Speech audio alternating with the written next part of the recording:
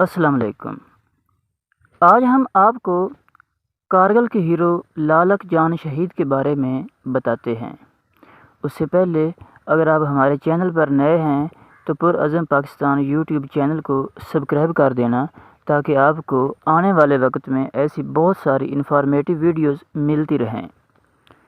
شہید لالک جان گلگت بلتستان کے ضلع غزر کی تحصیل یاسین میں 10 فروری 1967 کو ایک غریب کسان نیت جان کے گھر پیدا ہوئے۔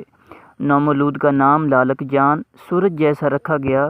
تب یہ بات کسی کے وہم گمان میں بھی نہیں ہوگی کہ لالک جان سچ مچ سورج کی طرح نہ صرف اپنے بزرگوں کا نام روشن کرے گا بلکہ ملک کے لیے بھی باعث وقار ہوگا۔ لالک جان کی والدہ فوت ہو گئی تو والد نے دوسری شادی کر لی۔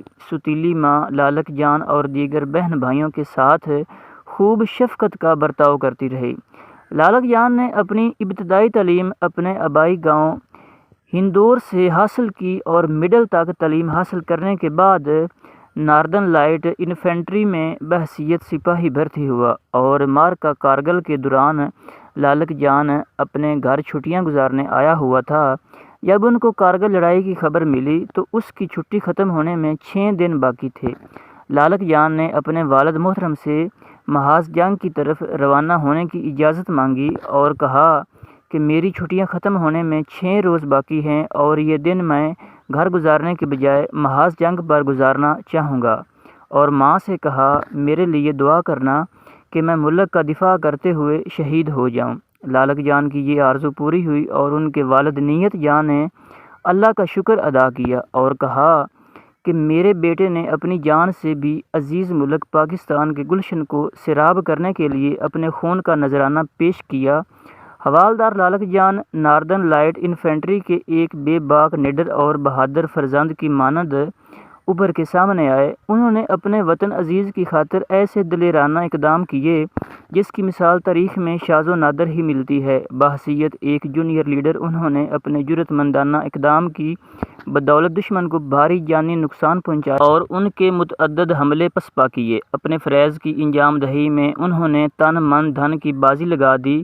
مئی 1999 میں جب یہ معلوم ہوا کہ دشمن ایک بڑے زمینی حملے کی تیاری کر رہا ہے تو حوالدار لالک جان جو کسی اگلے مورچے پر نہیں بلکہ کمپنی ہیڈ کوارٹر میں اپنے فریض سر انجام دے رہا تھا، اس موقع پر انہوں نے اگلے مورچے پر لڑائی لڑنے کے لیے اپنی خدمات پیش کیں۔ یہ جانتے ہوئے کہ اگلے مورچے دشمن کے حملوں کی زد میں ہیں، حوالدار لالک نے اپنے سینئر افسروں سے اگلے مورچوں پر جانے کے لیے اصرار کیا اور ایک انتہائی مشکل پہاڑی چوکی پر دشمن سے نبرد آزما ہونے کے لیے کمر باندھ لی۔ جون کے آخری ہفتے کی ایک رات دشمن کی ایک بٹالین کی نفری نے حوالدار لالک جان کی چوکی پر بھرپور حملہ کیا۔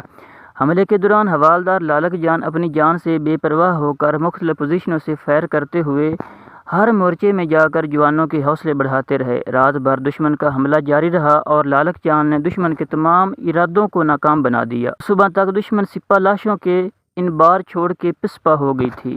دوسری رات مزید کمک حاصل کرنے کے بعد دشمن نے ایک بار پھر مختلف اطراف سے حملہ شروع کر دیا، لیکن زیرک لالک جان نے اس رات بھی بے باکی اور جرأت کا مظاہرہ کرتے ہوئے دشمن کو بھاری نقصان پہنچایا۔ 7 جولائی کو دشمن نے لالک جان کی پوسٹ پر توپ خانے کا بھرپور فائر کیا۔ پورا دن گولیوں کی بارش ہوتی رہی اور رات کو دشمن نے ایک بار پھر لالک جان کی پوسٹ پر 3 اطراف سے حملہ کر دیا اور حملے کے دوران دشمن کے فائر سے لالک جان شدید زخمی ہوئے، لیکن کمپنی کمانڈر کے اصرار کے باوجود اپنی پوسٹ پر زخمی حالت میں بھی ڈٹے رہے اور دشمن کا مقابلہ جاری رکھا۔ آخرکار اس سپوت نے دشمن کے اس حملے کو بھی ناکام بنا دیا، لیکن اس کے ساتھ زخموں کی تاب نہ لاتے ہوئے حوالدار لالک جان 7 جولائی 1999 کو اپنی پوسٹ پر ہی شہید ہو گئے۔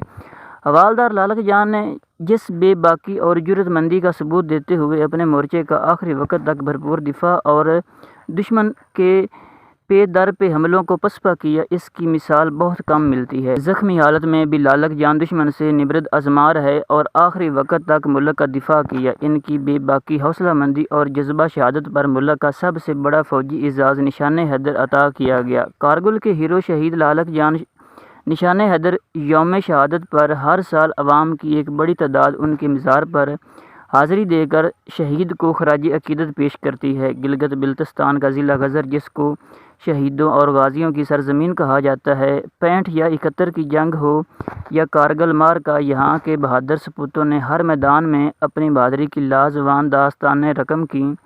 کارگل جنگ میں غزر کے 100 سے زیادہ جوانوں نے ملک کی گلشن کی آبیاری کرتے ہوئے جام شہادت نوش کیا اور 40 کے قریب جوانوں کو عسکری اعزازات سے نوازا گیا۔ غزر کو شہیدوں اور غازیوں کی سرزمین کہا جاتا ہے۔ یہاں کے ہر گاؤں اور قصبہ میں شہداء کے مزار کے اوپر سبز ہلالی پرچم نظر آ رہا ہے۔